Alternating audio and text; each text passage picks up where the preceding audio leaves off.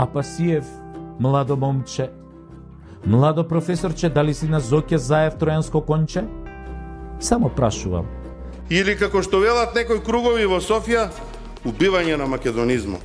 Или како што велат антимакедонските кругови во Софија, ова е смрт на македонизмот. Апасиев, младо момче. Младо професорче, дали си на Зоке Заев тројанско конче? Само прашувам. Како салама ги цецкаат и после тоа ни го прикажуваат како успех. Применуваат врзва салама тактика. Ве сецкаат на парчиња. Апасиев, младо момче.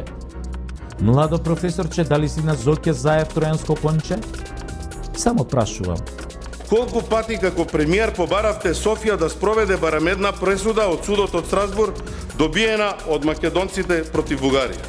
Имате 16 пресуди од Страсбур од Европскиот суд за човекови права. Немате ни една дипломатска нота со која барате признавање со цел да не сте им се мешале. Апасиев, младо момче. Младо професорче, дали си на Зоке Заев тројанско конче? Само прашувам.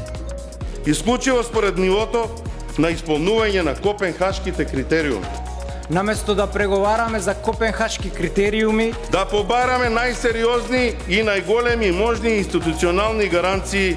не обезбедивте никакви државнички гаранции дека нема да има нови вета. Апасиев, младо момче. Младо професорче, дали си на Зоке Заев тројанско конче? Само прашувам.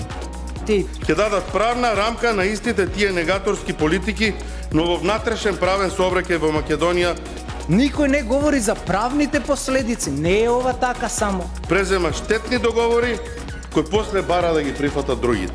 И сега се освестивте кога немате 2/3, ај сега ќе подадеме рака на опозицијата. Тоа е губитничка политика.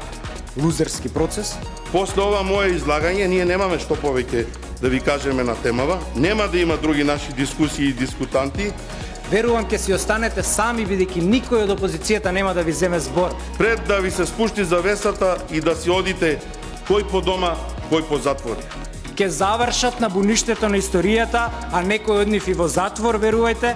Апасиев, младо момче. Младо професорче, дали си на Зоке Заев тројанско конче? Само прашувам. Бугарските историски наративи за Кирил и Методи, Кресненското или Индилинденското востание. Ние ќе преговараме каков бил цар Самуил, каков бил Гоце Делчев, какво било Илинденското востание. И ќе се правевте недоветни и зачудени. Вие сте недоветни да водите дипломатии.